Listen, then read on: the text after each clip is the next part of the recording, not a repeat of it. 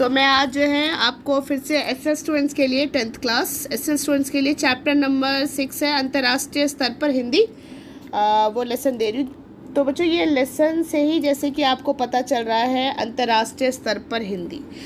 भाई हिंदी जो है वो हमारी राज्य भाषा और राष्ट्रीय भाषा दोनों ही है ना।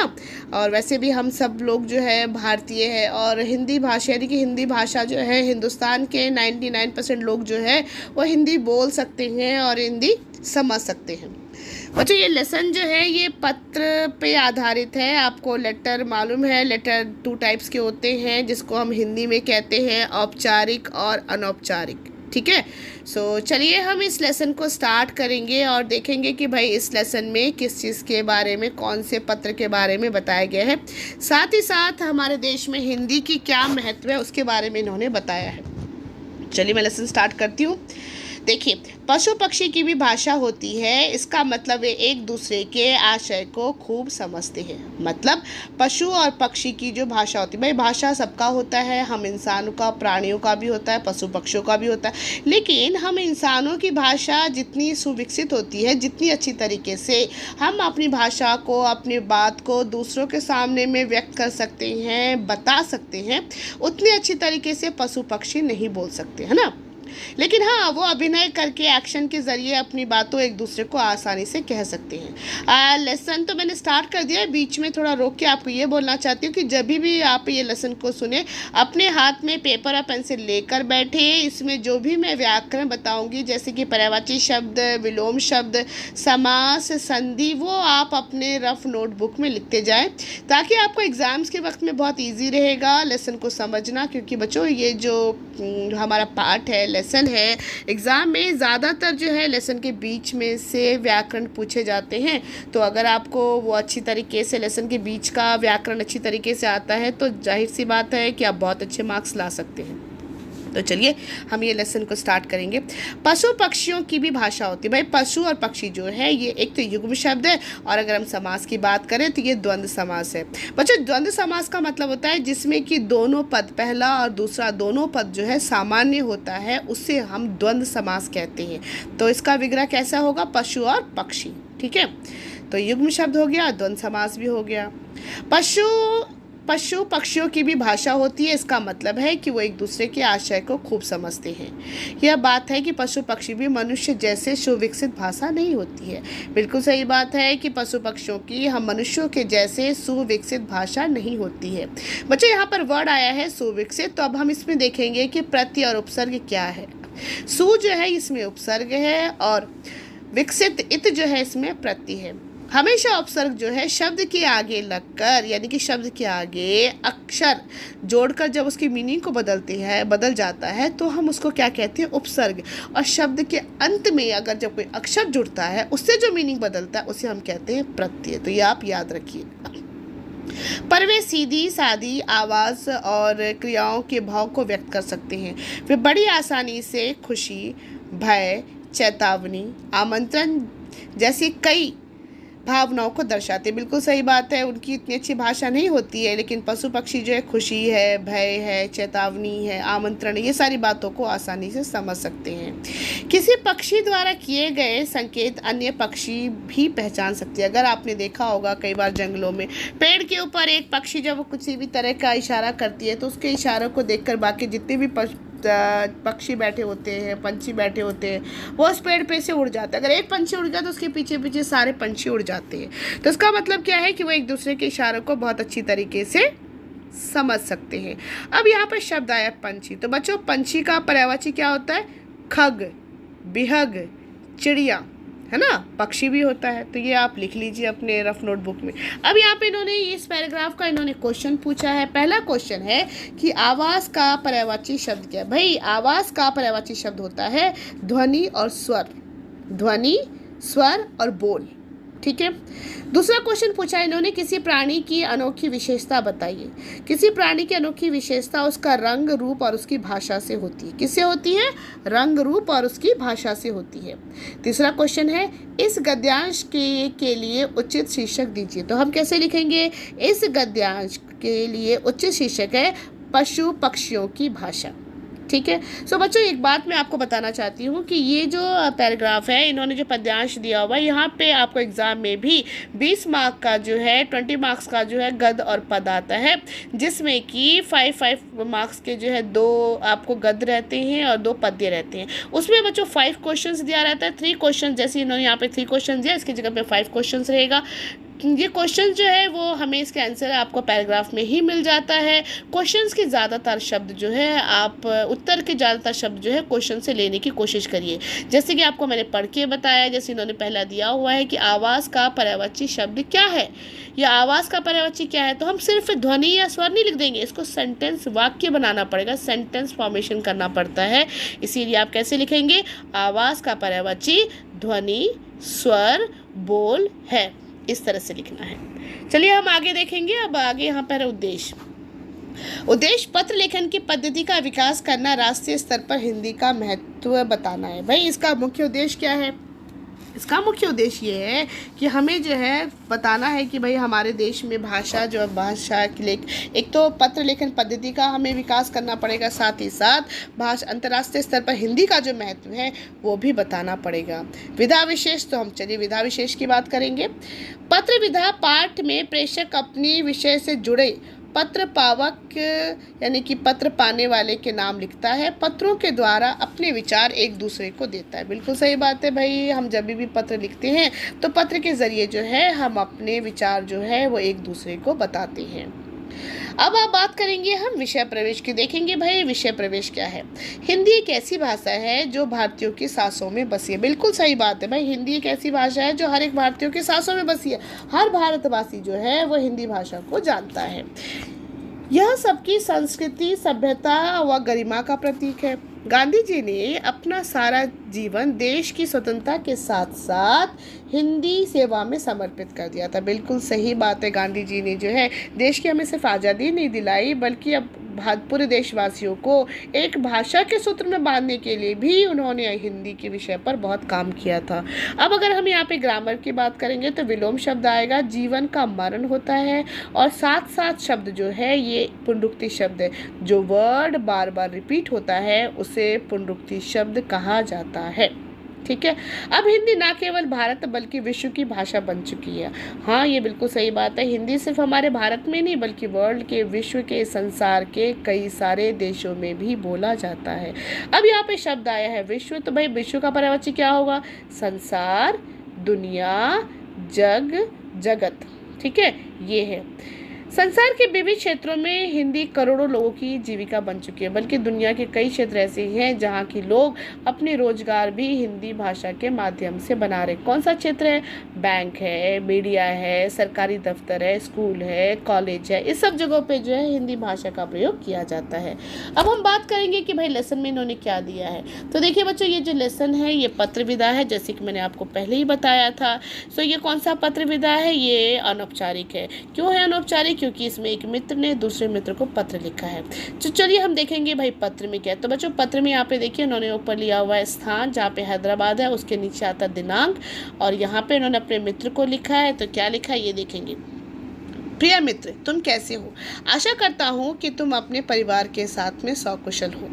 यह जानकर बड़ी प्रसन्नता हुई कि तुम हिंदी से जुड़े विविध कार्यक्रम में भाग ले रहे हो। अब एक दोस्त ने दूसरे दोस्त को पूछा भाई आप कैसे हैं, और मुझे पता चला है कि हिंदी से जो है बहुत सारी हिंदी से जो है हिंदी भाषा जो है अपने जीवन में इसका बहुत ज़्यादा महत्व है, और अलग अलग कार्यक्रम में भी आप इससे जुड़े हुए हैं।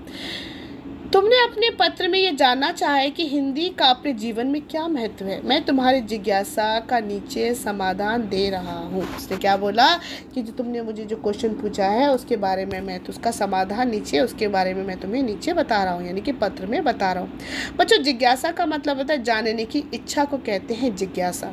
ठीक है।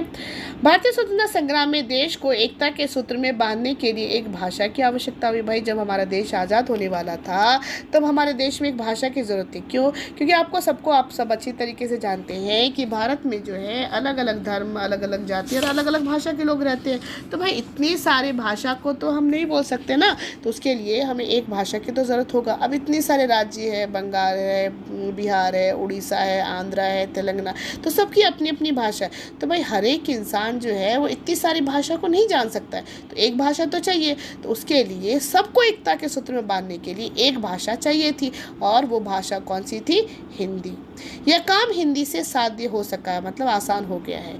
आज हमें एक से अधिक भाषाएं सीखने की ज़रूरत है, जिसमें कि हिंदी और अंग्रेजी का स्थान महत्वपूर्ण है। बिल्कुल सही बात है। आज हमें जो है एक से ज़्यादा लैंग्वेज जानना हमारे लिए ज़रूरी है, और हम जानते भी अपनी भाषा, मातृभाषा के अलावा हर कोई इंसान जो है वो हिंदी और इंग्लिश तो आसानी से जानता है, समझता है, पढ़ सकता है, इनफैक्ट बोल भी सकता है।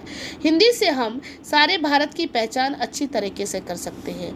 भारत के अलग अलग प्रांतों में अलग अलग भाषाएं बोली जाती हैं। हाँ बिल्कुल सही बात है भाई, भारत के अलग अलग प्रांतों में जो अलग अलग भाषाएं बोली जाती है ना।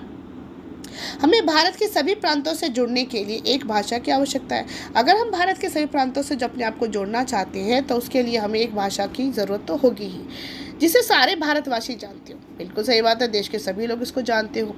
वैसी भाषा हिंदी है जो सारे भारतीयों को एकता के सूत्र में बांधती है। वैसी कौन सी भाषा है? हिंदी, जो कि सभी भारतवासी उसको अच्छी तरीके से जानते हैं और वह उनको एकता के सूत्र में बांधती भी है।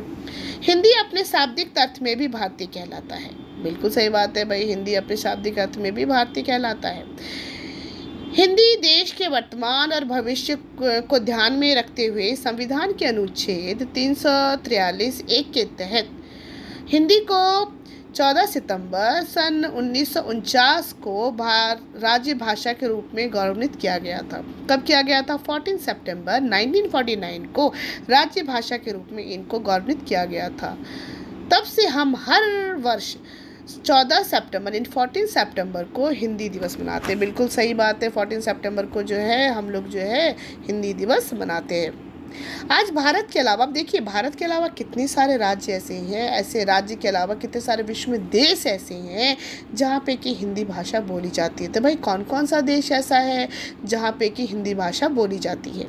आज भारत के अलावा बांग्लादेश, नेपाल, भूटान, फिजी, दक्षिण Africa, Bahrain, Kuwait, Oman, Qatar, Saudi Arab गणराज्य, Sri Lanka, America, England, German, Japan, Australia आदि देशों में हिंदी की मांग बढ़ती जा रही। तो देखा आपने कितने सारे राज्य ऐसे हैं जहाँ पे कि हिंदी का डिमांड जो है वो बढ़ता जा रहा है।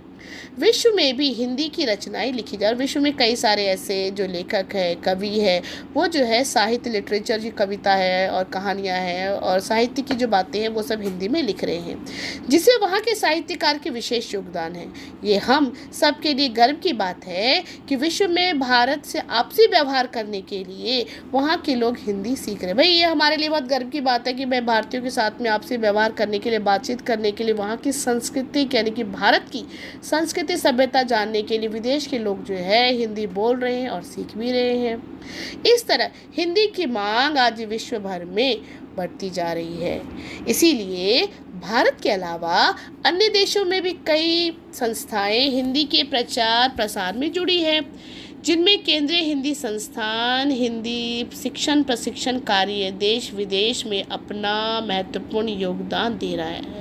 बहुत सारी ऑर्गेनाइजेशन है, संस्थान ऐसे हैं जो कि अपना विशेष योगदान दे रहे हैं। बच्चों यहाँ पे वर्ड आया है देश विदेश, तो देश और इसका विलोम शब्द क्या हो जाएगा? विदेश। ठीक है, साथ में यहाँ पे वी शब्द जो है ये उपसर्ग का भी काम करता है क्योंकि ये शब्द के आगे जोड़ा हुआ है, योगदान दे रहा है। आज विश्व भर में करीब 150 से अधिक यानी 150 से अधिक विश्वविद्यालय यानी कि यूनिवर्सिटी हिंदी संबंधी कोर्स का संचालन करे। 150 से ज़्यादा यूनिवर्सिटी ऐसे हैं जो कि कोर्सेज चला रहे हैं। अब तो ये तो बात हुई, ये लोग कोर्सेज चला रहे हैं। अब ये देखेंगे कि कौन कौन सा ऐसा फील्ड है जहाँ पे कि हिंदी का काम हो रहा है।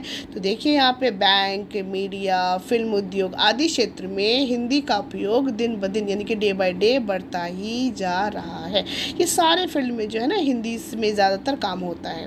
इस तरह आज हिंदी नए नए रोजगार का प्रमुख आधार बन चुका है। बहुत सारे लोगों को इससे नौकरी मिल रही है, बहुत सारे लोग रोजगार ले रहे हैं।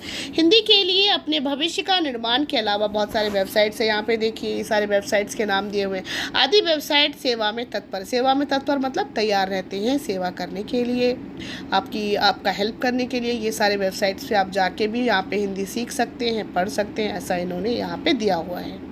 ये हमारे लिए गर्व की बात है कि किसी की सारा विश्व हिंदी का महत्व जान चुका है। ये हम इसकी बात के लिए अपने आप को गर्व महसूस करते हैं कि पूरा विश्व, पूरी दुनिया जो है हिंदी का इम्पोर्टेंस, उसका महत्व जान चुका है। इसका प्रमाण यह है कि सारे विश्व में 10 जनवरी को हिंदी दिवस मनाया जाता है।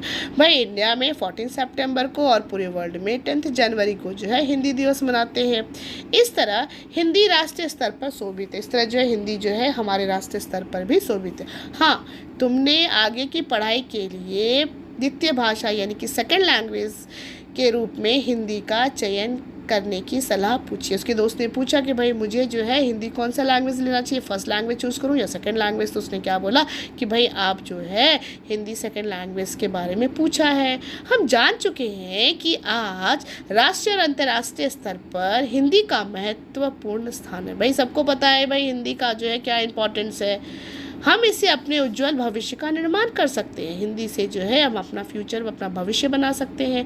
इसलिए आगे की पढ़ाई के लिए प्रथम भाषा हो या द्वितीय भाषा हो, फर्स्ट लैंग्वेज हो या फिर सेकंड लैंग्वेज हो, हिंदी का चयन करना लाभदायक होगा। हिंदी को हमें लेना चाहिए, ये हमारे लिए बहुत ज़्यादा लाभदायक है।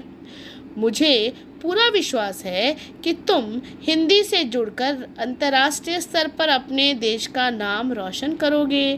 अब ये तो इसका लेटर हो गया पूरा। देखिए इसने लास्ट में क्या लिखा है, घर में बड़ों को मेरा प्रणाम कहना, अपने स्वास्थ्य का पूरा ध्यान रखना। तो इस तरह से इन्होंने पत्र को एंडिंग किया, ख़त्म किया है। लास्ट में इन्होंने क्या लिखा है, तुम्हारा प्रिय मित्र बशीर अहमद। और यहाँ पे इन्होंने पता दिया है, पता यहाँ पे लिखा हुआ इन्होंने CSS अभिनव कुमार 10वीं कक्षा। इस तरह से आप भी जो है एंडिंग में जो है इसका लेटर का यहाँ पे पता लिख सकते हैं। ठीक है बच्चों, हमेशा अनौपचारिक पत्र में जो है पता जो है वो हमेशा नीचे की तरफ ही आता है। अब यहाँ पे इन्होंने देखिए भाई इन्होंने इसके अलावा जो है कुछ थोड़े बहुत जो प्रश्न है बुक्स के बीच में जो दिया रहता है, ये भी प्रश्न ये लोग कई बार पूछते हैं। जैसे भारत देश को स्वतंत्र कराने में हिंदी भाषा का क्या योगदान था। तो भाई भारत देश को स्वतंत्र कराने में हिंदी का बहुत विशेष योगदान था। हिंदी भाषा जो है पूरे भारतवासियों को एकता के सूत्र में बांधी थी, है ना। तो इस तरह से जो हम दे सकते हैं ताकि हमें हमारे देश में एक भाषा की ज़रूरत थी और उसका काम जो है हिंदी से ही जो है वो आसान हुआ था। ठीक है, हिंदी भाषा की क्या विशेषता है, तो भाई आपने ये लेसन पढ़ा है पूरा का पूरा कि हिंदी भाषा का क्या विशेषता है। हर एक भारतीय को जो है वो भाषा ऐसी है जो सभी भारतीयों को अच्छी तरीके से मालूम है, लोग उसको भाषा को समझ सकते हैं। तो ये क्वेश्चंस के आंसर भी आप इस तरह से जो है वो दे सकते हैं। भाई हिंदी भाषा सीखने से क्या क्या लाभ है। हिंदी भाषा सीखने से बहुत सारे लाभ हैं। हमें जो है वो भाषा को सीखने से हम आसानी से एक दूसरे से बातें कर सकते हैं, अपने बारे में बता सकते हैं। या यहाँ पे आप एक बार हिंदी भाषा से क्या क्या लाभ है एक बार इस क्वेश्चन को हम देख लेते हैं। हिंदी भाषा सीखने से भारत के सभी प्रांतों की जानकारी मिलती है, पहली बात। दूसरी बात क्या है कि सारे भारत को हिंदी भाषा एकता के सूत्र में बांधती है। उसके बाद भारत के सभी लोगों के साथ संपर्क करने में आसानी होती है ना। मीडिया है, फिल्म उद्योग है आदि क्षेत्र में भी इसका उपयोग बढ़ रहा है। और हिंदी साहित्य पढ़ने से भी अगर हम भाषा को जानते हैं तो हम हिंदी के साहित्य को भी पढ़ सकते हैं। तो ये था हमारा लेसन जो आपको अच्छी तरीके से, मैं उम्मीद करती हूँ कि भाई बहुत अच्छी तरीके से समझ में आ गया होगा। अब यहाँ पे क्वेश्चन दिया हुआ है, चलिए हम ये क्वेश्चंस देखेंगे कि भाई व्यक्ति सृजनात्मक में इन्होंने कौन कौन से क्वेश्चंस दिए हैं, है ना। सो अव्यक्ति सृजनात्मक पहला है संस्कृति की दृष्टि से हिंदी का क्या महत्व है। भाई संस्कृति के दृष्टि से हिंदी का तो बहुत अधिक महत्व है। यानी कि हमारे भारत की जो संस्कृति है, यानी कि जितने भी किताब लिखे गए हैं वो ज़्यादातर जो हिंदी भाषा में है ना। तो संस्कृति की दृष्टि से भी हमारी जो क्या कहते हैं हिंदी भाषा जो है उसकी बहुत ज़्यादा उसका उपयोग है। हिंदी देश को जोड़ने के लिए कड़ी का काम करती है। अपने विचार लिखिए। तो हाँ बिल्कुल सही बात है कि हिंदी भाषा जो है वो सभी देशवासियों को एक साथ जोड़ने के लिए कड़ी का काम तो बिल्कुल करती है ना। क्योंकि हिंदी भाषा जो है एक दूसरे को जो है हम आपस में एक दूसरे के साथ में बात कर सकते हैं हिंदी भाषा में, है ना। तो ये जो है एक दूसरे के बारे में जान सकते हैं। तो इसलिए भाई ये तो हमारे लिए कड़ी का काम करती है। हिंदी भाषा पर एक छोटा सा निबंध, तो भाई हिंदी भाषा पर जो छोटा सा जो निबंध है वो आप इसमें दे सकते हैं कि किस तरह से जो है हिंदी भाषा जो है हमारे देश के कौन कौन से प्रांत में बोला जाता है, हिंदी कब मनाया जाता है, संविधान के कौन से अनुच्छेद में हिंदी का रखा गया है, विश्व में कब मनाया जाता है, ये सारी बातें इसके अंदर दे सकते हैं। दूसरा क्वेश्चन इन्होंने बताया है कि भाई मनोरंजन की दुनिया में हिंदी का क्या महत्व है? भाई हिंदी का मनोरंजन की दुनिया में तो बहुत महत्व है। जैसे कि मनोरंजन मनुष्य के शारीरिक और मानसिक थकान से राहत देती है। वैसे तो मनोरंजन के कई साधन है ना, जैसे दूरदर्शन है, रेडियो है, जिनमें कि कई तरह के कार्यक्रम हम हिंदी में सुनते हैं, बोलते हैं और समझते भी हैं, जिनमें हिंदी भाषा जो है वो उसका एक महत्वपूर्ण योगदान है। पूरे देश में ये बोली और सुनी जाने वाली भाषा है। मनोरंजन की दुनिया में हिंदी का महत्व बढ़ गया है। संसार में सबसे अधिक लोग हिंदी में जानते हैं, इसीलिए हिंदी में मनोरंजन के साधक अधिक मात्रा में उपलब्ध हैं। ठीक है, हिंदी का प्रचार प्रसार भी बड़ा है। आजकल बॉलीवुड में भी के सितारे कई लोग जो हिंदी सीखते हैं और हमारा मनोरंजन कर रहे हैं। हिंदी फिल्म, हिंदी का संगीत, साहित्य आदि सभी जो है वो हिंदी में ही होता है। तो इस तरह से आप इस क्वेश्चन के आंसर दे सकते हैं, है ना, कि भाई मनोरंजन की दुनिया में जो हिंदी के बारे में इन्होंने जो है ये सारी बातें बताई है।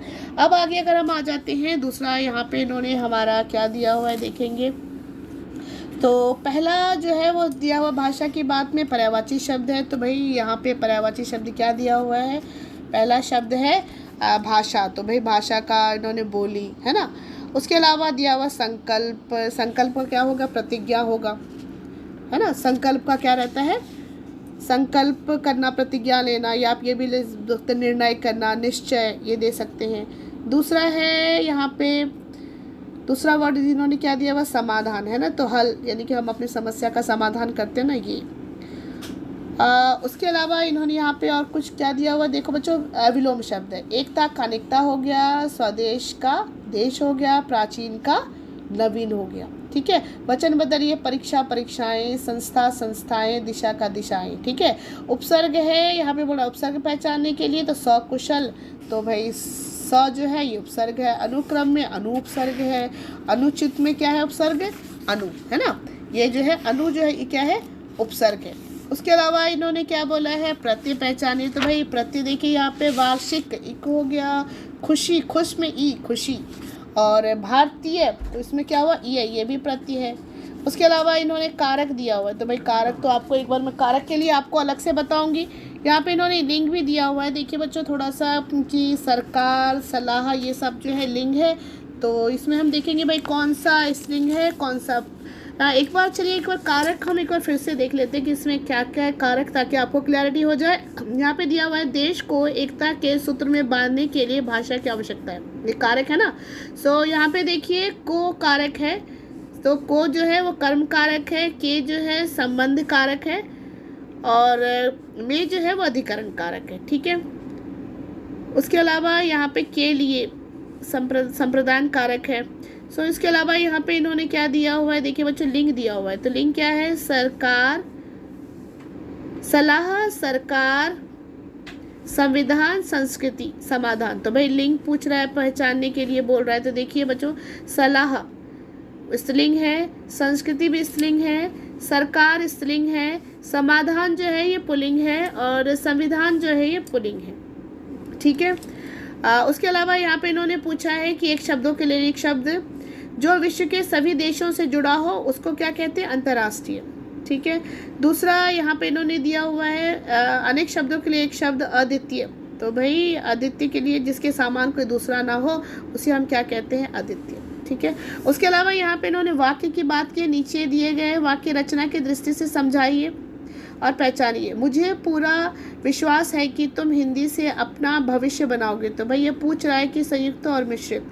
सो भाई ये जो है ये मिश्रित वाक्य। क्यों मिश्रित वाक्य? देखिए यहाँ पे मुझे पूरा विश्वास है कि, यहाँ पे की लगा हुआ कंडीशन आया है, तुम अपना भविष्य बनाओगे, तो मिश्रित वाक्य है। दूसरा, जो जानकारी दी गई उसे समझिए। तो भाई जो जानकारी दी गई उसे समझिए, ये भी मिश्रित वाक्य है। और तीसरा है, तुमने पूछा है कि हिंदी का क्या महत्व है, ये भी मिश्रित वाक्य। तीनों जो है वो मिश्रित वाक्य। तो इस तरह से हमने देखा कि ये लेसन जो है मैंने आपको पूरा बता दिया है। मैं उम्मीद करती हूँ कि आपको ये लेसन अच्छी तरीके से समझ में आ गया होगा। एक बार से नहीं बच्चों, ये लेसन आपको बार बार सुनना पड़ेगा। एसएल स्टूडेंट्स को बार बार हिंदी की थोड़ी प्रैक्टिस ज़्यादा करनी पड़ती है। आप मेरे चैनल को ज़्यादा से ज़्यादा सब्सक्राइब करिए, लाइक करिए और एक दूसरे को शेयर करिए, ताकि मुझे, और हाँ साथ ही साथ आप कमेंट भी लिखिए कि आपको ये लेसन कैसा लगा, आपको इससे कितना फ़ायदा हुआ।